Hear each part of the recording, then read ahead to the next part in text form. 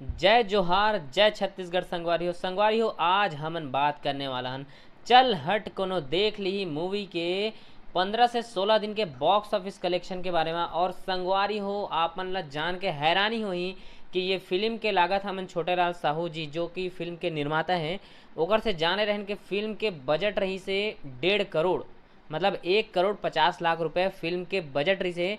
और आप मन ला जान के हैरानी होही कि ये मूवी हा 16 दिन में 1,60,00,000 के बिजनेस कर डाले हैं। कतना? 1,60,00,000 के 16 दिन में चल हट कोनो देख ली मूवी हा कमाई कर डाले है।